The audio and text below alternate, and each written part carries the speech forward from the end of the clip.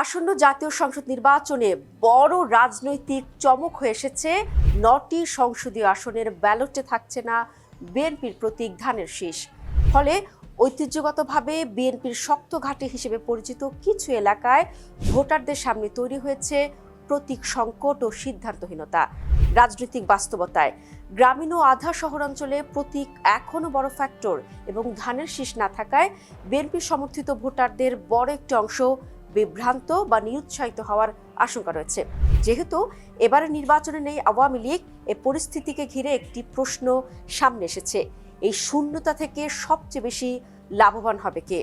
অনেক বিশ্লেষকের মতে এই সুযোগ কাজে লাগাতে মরিয়া হয়ে উঠেছে বাংলাদেশ জামায়াত ইসলামী এবং তাদের সমর্থিত জোট প্রার্থীরা। ত্রয়োদশ জাতীয় সংসদ নির্বাচনে অন্তত ৯টি আসনের ব্যালটে দেখা যাবে না বিএনপির দলীয় প্রতীক ধানের শীষ। কোথাও রাজনৈতিক সমঝোতা, কোথাও আইনি জটিলতা, এই দুইয়ের ফলে তৈরি হয়েছে এ পরিস্থিতির। দলীয় সূত্র জানিয়েছে, যুগপৎ আন্দোলনে দীর্ঘদিনের মিত্রদের সঙ্গে আসন সমঝোতার অংশ হিসেবেই ৮টি আসন ছেড়ে দিয়েছে বিএনপি।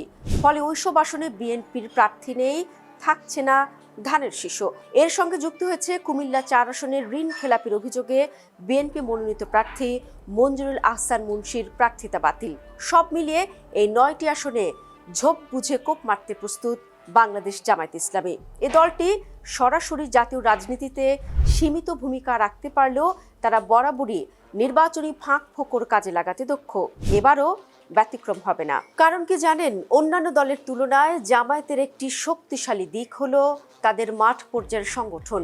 ভোটার আনা নেওয়া, প্রচার, লিফলেট, ধর্মীয় সভা সবকিছুতেই তারা বেশ সুশৃঙ্খল, আর এতেই ফাঁকা মাঠে গোল দিয়ে দিবে জামায়াতের প্রার্থীরা। দর্শক, আপনাদের মনে করিয়ে দিতে চাই, হিসেব অনুযায়ী ৩০০ আসনের সংসদে ৫টি মিত্রদলকে মোট ৮টি আসন ছেড়ে দিয়েছে বিএনপি। এর মধ্যে সবচেয়ে বেশি 4টি আসন পেয়েছে জমিয়তে উলামায়ে ইসলাম বাংলাদেশ। বাকি 4টি আসন ভাগ করে নিয়েছে গণসংহতি আন্দোলন, বিপ্লবী ওয়ার্কার্স পার্টি, বাংলাদেশ জাতীয় পার্টি বিজেপি এবং গণ অধিকার পরিষদ।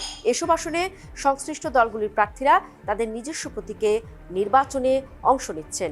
জমিয়তে উলামায়ে ইসলাম বাংলাদেশ এবার খেজুর গাছ প্রতীক নিয়ে 4টি আসনে লড়ছে।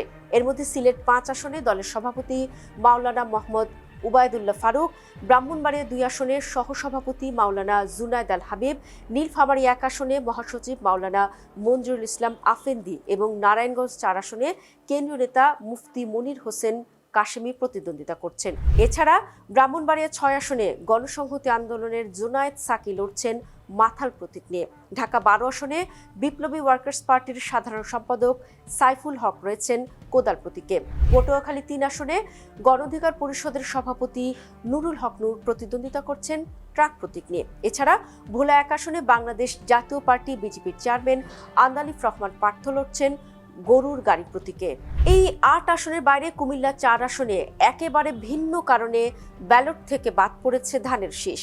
ঋণ খেলাপির অভিযোগে বিএনপি মনোনীত প্রার্থী মঞ্জুরুল আহসান মুন্সির মনোনয়নপত্র আদালত চূড়ান্তভাবে বাতিল করেছেন। এতে ওই আসনে বিএনপির কোনো প্রার্থী থাকছে না।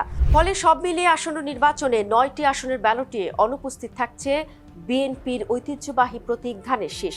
তবে ভোটের ময়দানে ধানের শীষ না থাকলেও এসব আসনের কোনোটিতে বিএনপির বিদ্রোহী প্রার্থীরা স্বতন্ত্র প্রার্থী হিসেবে ভোটে লড়ছেন, যদিও এর মধ্যে তাদের বহিষ্কার করেছে বিএনপি।